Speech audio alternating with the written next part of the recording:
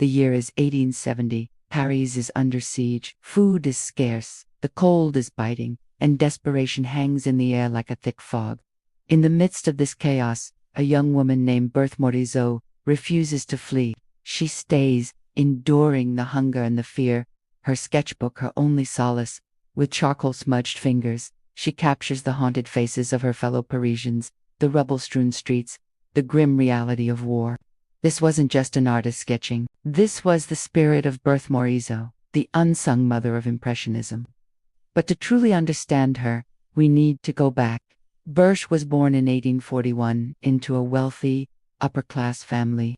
Her father was a high-ranking civil servant, and her lineage traced back to the Rococo painter gene on her. From a young age, Berthe and her sister Edma showed immense artistic talent. Their parents, progressive for the time, encouraged their daughters' artistic education, hiring private tutors, including the famed landscape painter Camille Corot. Corot saw their potential immediately. He taught them the importance of painting outdoors, en plein air, to capture the fleeting effects of light and atmosphere.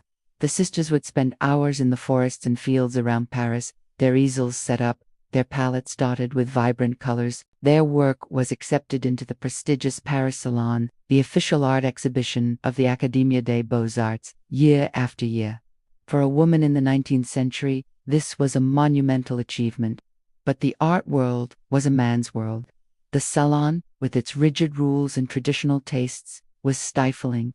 Berthe felt a growing frustration. She yearned for something more, something truer to her vision.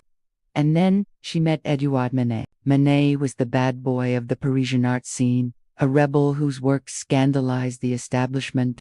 He was captivated by Berthe's intelligence, her talent, and her intense, dark-eyed beauty. She became his model, his muse, and his close confidant. You've probably seen her in his paintings. Like the balcony, her gaze both piercing and enigmatic.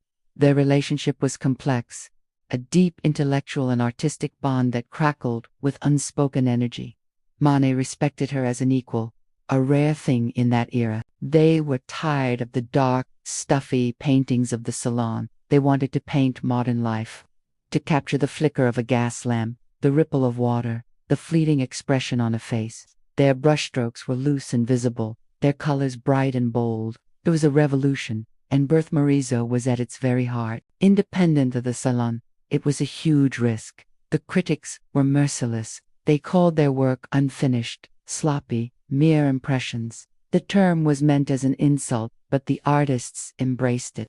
And there, among the works of Monet, Renoir, and Degas, were the paintings of Berthe Morisot. She was the only woman to exhibit in that first, groundbreaking Impressionist exhibition. Think about the courage that took. Berthe refused. Art was not a hobby for her. It was her life's calling. Her paintings are a window into a world rarely seen in the art of the time, the intimate, domestic sphere of women.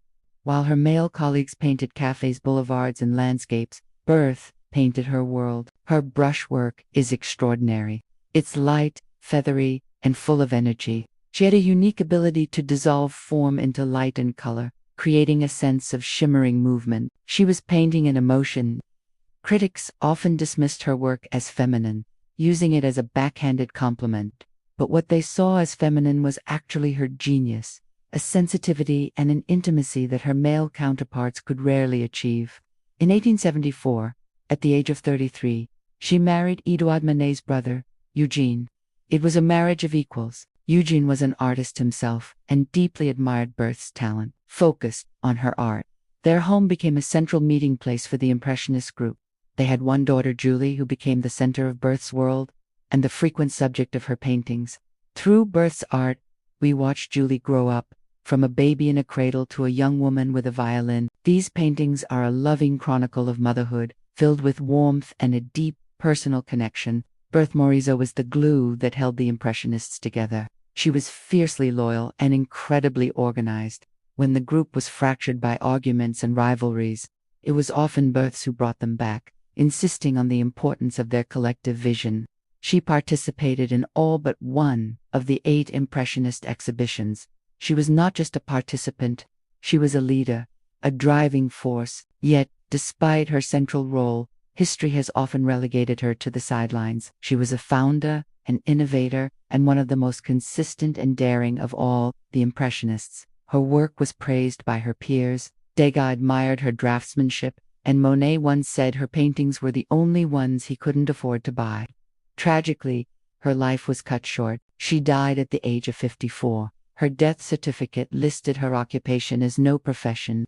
Even in death, the world refused to recognize her as the groundbreaking artist she was. I beg you not to cry. Her friends Monet Renoir and Degas organized a major retrospective of her work, a tribute to their fallen comrade. It was a huge success, solidifying her reputation among those who knew her. But as the 20th century moved on, her name began to fade from the mainstream art history books, which were largely written by and about men. Today, thankfully, that is changing. Berthe Morisot is being rediscovered and celebrated as the pivotal figure she was. She wasn't just a female artist. She was a great artist, full stop. She defied the conventions of her time to pursue her passion. She revolutionized the way we see the world through art, and she painted her life with an honesty and intimacy that still resonates today.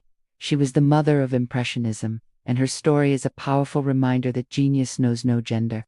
The stories of artists like Berthe Morisot deserve to be told. They have been left out of the history books for far too long. If you believe in bringing these incredible women back into the light, please like this video, subscribe to the channel, and share it with someone who loves art. Your support helps me continue this work. Thank you for watching.